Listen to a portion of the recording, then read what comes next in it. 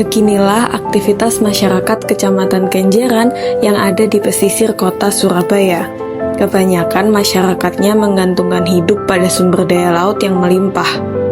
Namun, ada kekhawatiran lain yang muncul di tengah kehidupan mereka, yakni proyek strategis nasional Surabaya Waterfrontland yang dinilai menguntungkan bagi beberapa pihak saja. Hal ini menimbulkan sebuah pertanyaan, benarkah rencana ini adalah sebuah langkah menuju kemaslahatan umat? Pada video ini, kami akan mengungkap tentang reklamasi dalam pandangan Islam.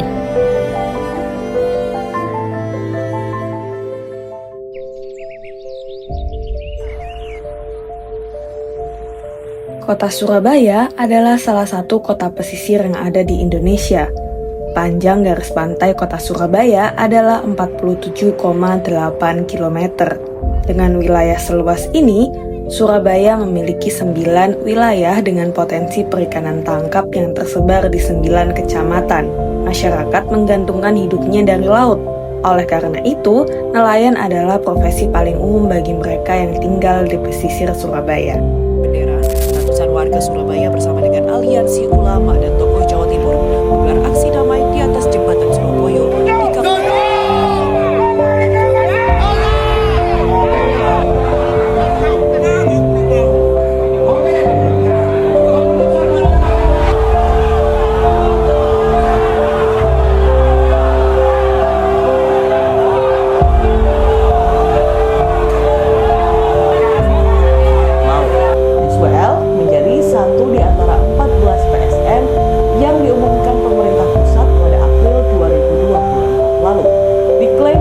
memakai uang negara. Proyek ini akan mengerjakan pembangunan pulau buatan seluas 1084 hektar. Namun, ada keresahan yang menghantui masyarakat pesisir Surabaya. Proyek strategis nasional Surabaya, Waterfrontland atau yang biasa disebut dengan SWL. Proyek ini kabarnya akan digarap oleh PT Granting Jaya dengan total anggaran sejumlah 72 triliun rupiah. Pengembang proyek reklamasi Surabaya Waterfrontland, PT Granting Jaya, menyatakan sudah memiliki berkas keputusan penting sebagai dasar hukum untuk pembangunan yang sedang dicanangkan. Agung Pramono, sebagai juru bicara PT Granting Jaya, mengatakan kini mereka sedang melangsungkan kajian analisis mengenai dampak lingkungan hidup atau AMDAL di kawasan pesisir Surabaya.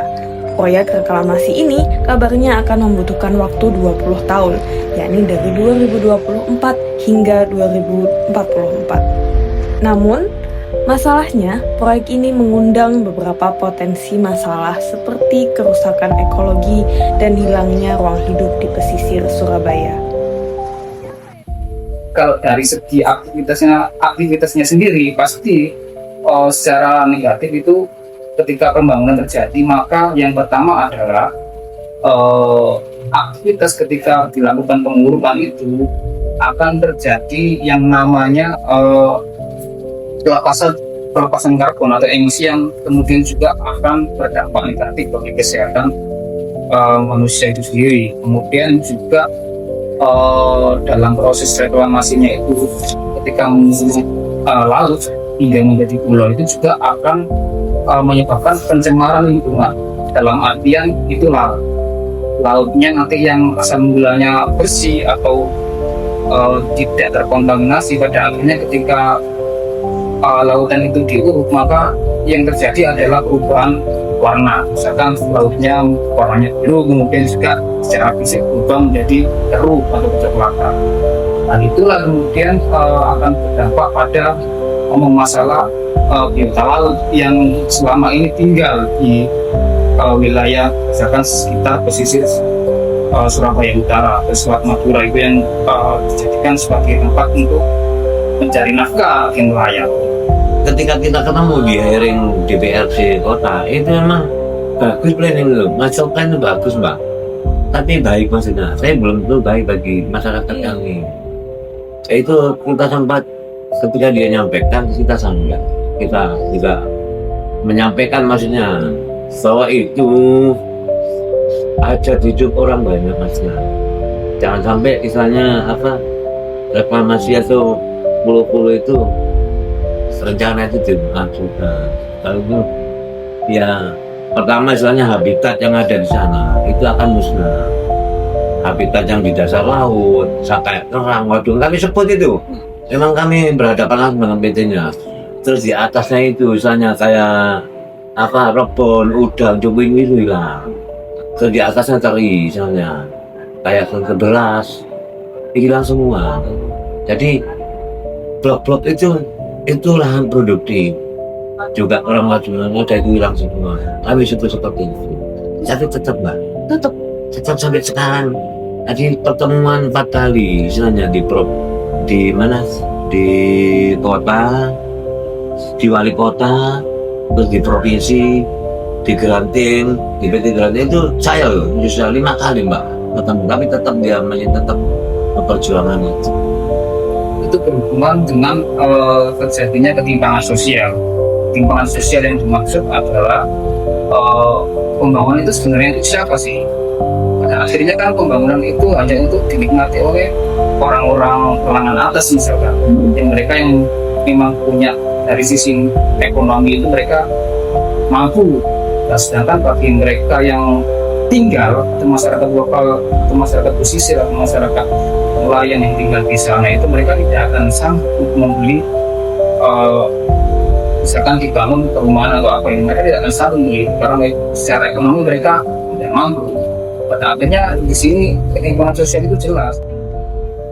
Hilangnya mata pencaharian nelayan, timbulnya ketimpangan sosial, sehingga perlu dipertanyakan, strategis untuk siapakah proyek ini?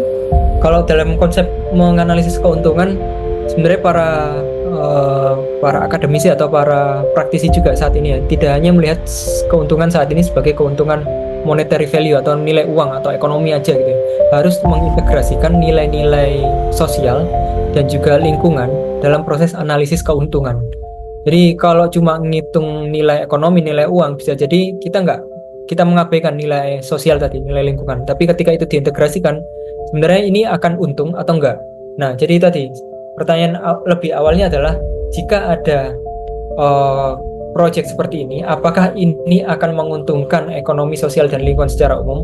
Jika menguntungkan, biasanya kan lanjut. Jika tidak, akan perlu ditolak. Nah, katakanlah ini masih lanjut gitu ya. Ini lanjut. Nah, siapa yang akan diuntungkan? Tentu saja kalau ini proyek komersial, hunian komersial, tentu yang akan mendapat banyak keuntungan dalam jangka pendek tentu para developer perumahan yang memiliki proyek itu.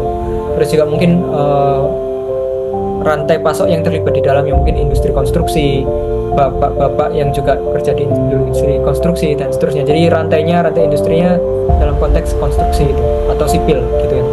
Nah, coba bagaimana dengan masalah sosial dan lingkungannya? Apakah itu dimasukkan? Bagaimana mungkin sebenarnya nih kehidupan nelayan dan masyarakat pesisir itu terancam, bahwa mereka ruang hidupnya hilang, mereka mencari nafkah kemana, mereka dipindah kemana atau direlokasi kemana, apakah mereka mau direlokasi? Terus nilai lingkungannya yang juga perlu dikonfirmasi dengan para akademisi di teknik lingkungan atau teknik kelautan gitu ya. Apakah dengan adanya reklamasi tersebut itu menguntungkan atau merugikan kepada isu-isu lingkungan di Surabaya? Contoh mungkin tentang abrasi laut, terus juga tentang bagaimana menahan gelombang laut dan seterusnya. Jadi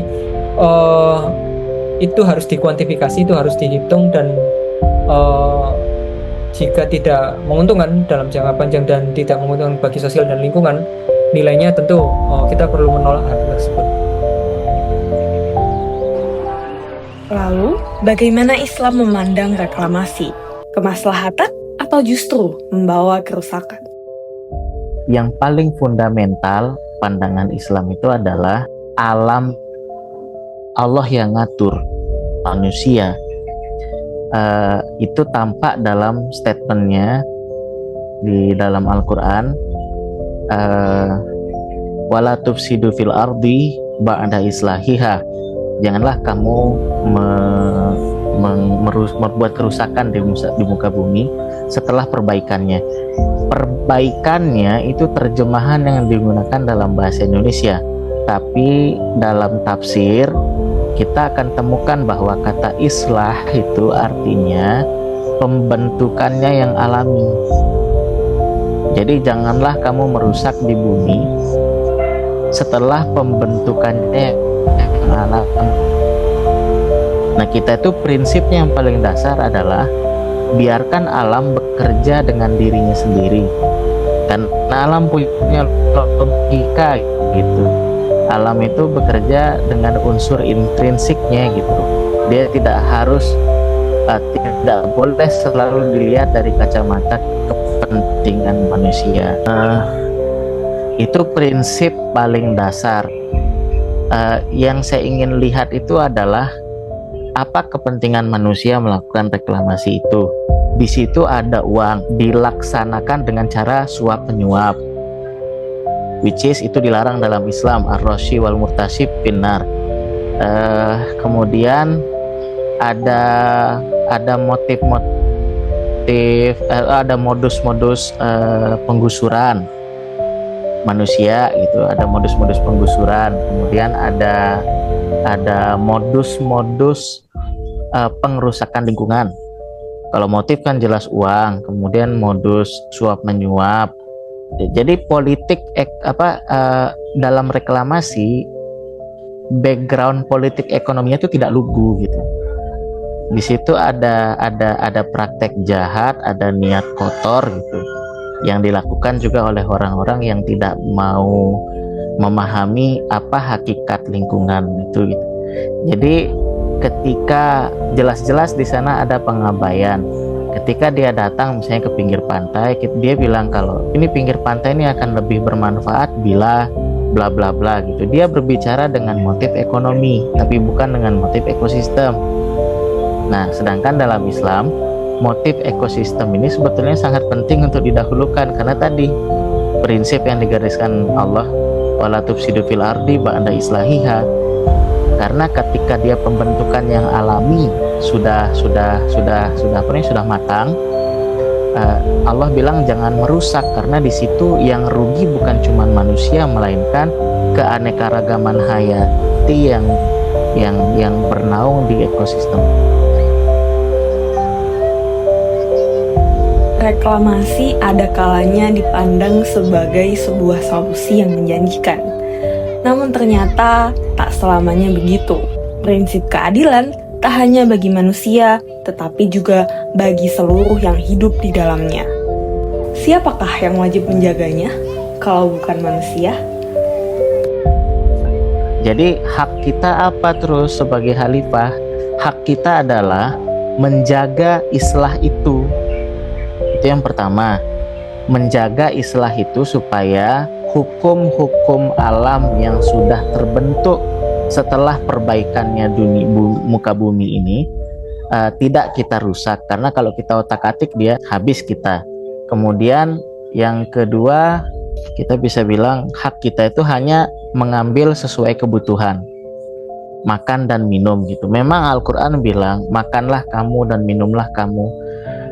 Banyak ayat itu, sesungguhnya Allah menjinakkan air laut supaya kamu mudah berlayar. Sesungguhnya Allah menciptakan semua ini untuk kamu, untuk kemudahan kamu. Itu bukan berarti menunjukkan bahwa kita berhak melakukan apapun pada bumi, karena seluruh ayat-ayat itu setelah saya teliti di bagian akhir itu pasti ada perintah untuk bersyukur gitu. Jadi sebetulnya concernnya bukan makanlah kamu, melainkan syukuri apa yang aku bolehkan.